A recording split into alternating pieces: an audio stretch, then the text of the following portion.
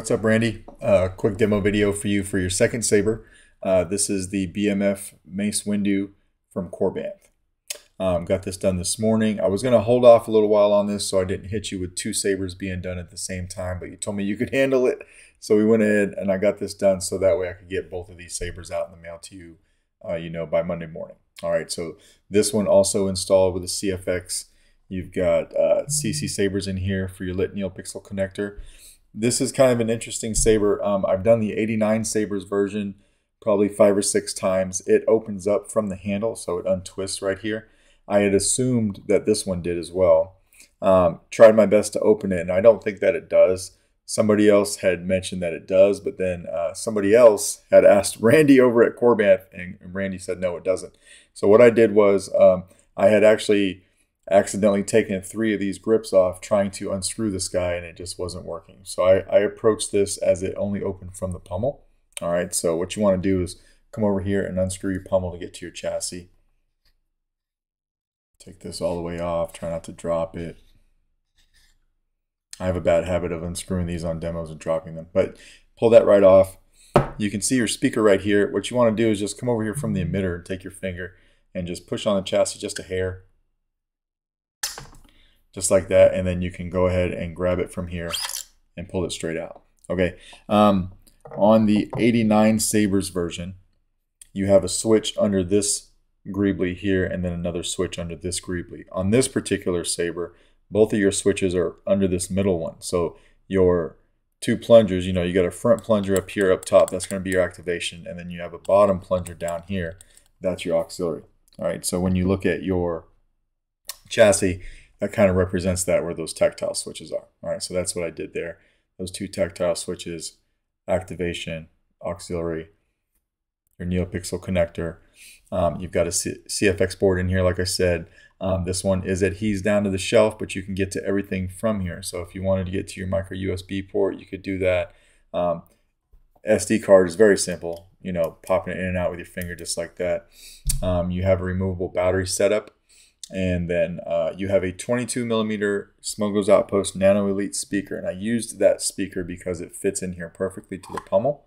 And it helps me lock this entire chassis down. All right, so it's the biggest speaker I could use, but still get inside this chassis, fully enclose it, and it sounds really good. Actually, I dropped your volume on your CFX board down to 75 for everything, and it still sounds really good. All right, didn't go too crazy with any kind of designs on here because there wasn't a whole lot of material to work with. So what I did was I just tried to match the grips. You kind of got your grips along your handle, so I kind of matched the grooves along the chassis there as well. It does say Solo Sabers over here for me in Arabic, and it says bad mother you know what over here in Arabic as well for Mace Windu. All right, we'll go ahead and we'll throw a battery in this guy.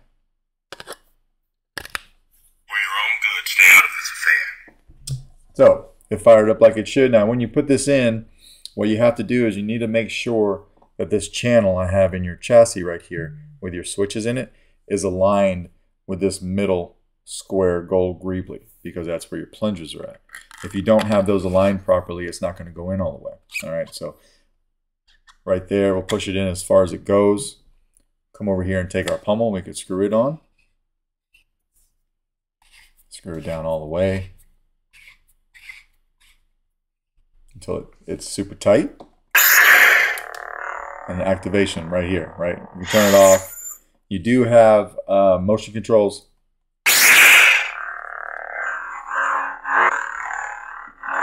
The LEDs in here are firing up like they should. Auxiliary over here. Activation up here. Right, so one more time, activation, auxiliary.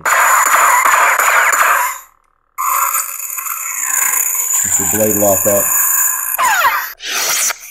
Motion controls on CFX is still something that I'm getting used to. So the saber has to be held at a certain angle. Turn it on. Turn it off, just like that. All right. This takes a 7/8 inch blade. All right. So we're going to put this 7/8 inch blade in here. I'm going to show you how to change colors of your blade and then also the effects. So I left everything on here not correct on purpose so that I could show you how to change it. All right, so we got the blade in here. You've got one blade retention screw right here. This thing is pretty shiny, so I don't know if it'll focus. You can kind of see it right there. All right.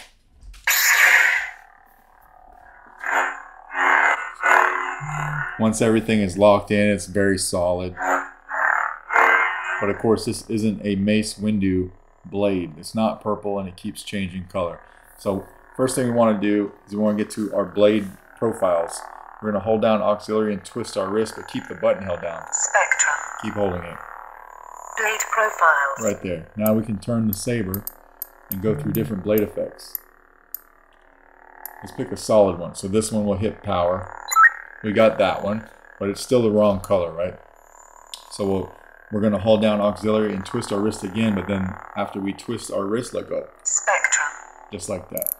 Now on spectrum, we can cycle through different colors until we find a purple right there and hit power. Now we've changed all that to a solid blade that's purple. Just like that.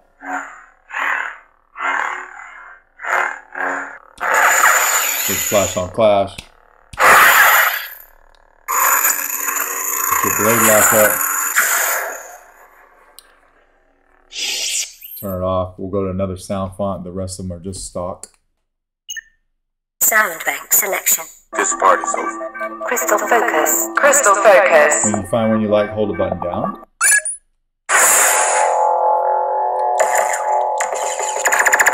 And of course, you know your blaster bolt deflex, just like my last video, is just tapping auxiliary. Blade lockup is holding the auxiliary button down.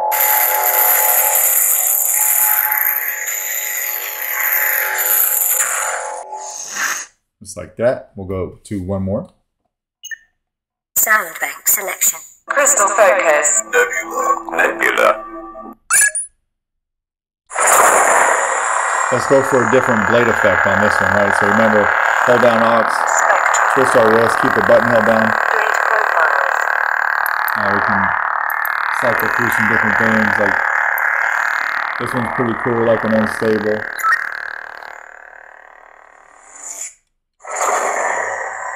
And it has a nice little trace when it ignites. Right, if we want a different color, that one's pretty cool.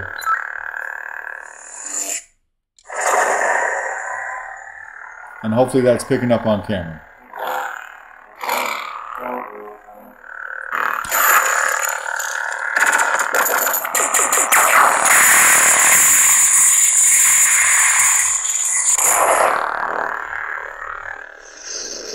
Just like that. All right, so we'll go ahead and take the blade out of this guy.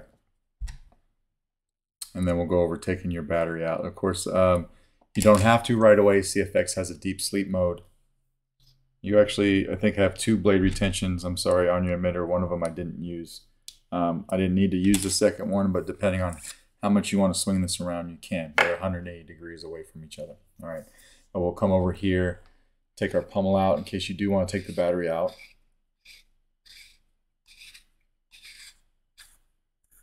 Put that off to the side. Remember, come over here from the emitter and just push it out just a little bit. And then we can pull the rest of this out. You don't want to pull on the part that I've got the speaker in because it's just, there's not a lot of material there. So I wouldn't suggest trying to stress that out, right? It just doesn't take but a second to put your finger through the emitter and push it forward or backwards a bit so that you can grab the meat of the chassis and pull it right out. And then from the positive side of the battery over here by your speaker, you should be able to pull it out with your finger just like that.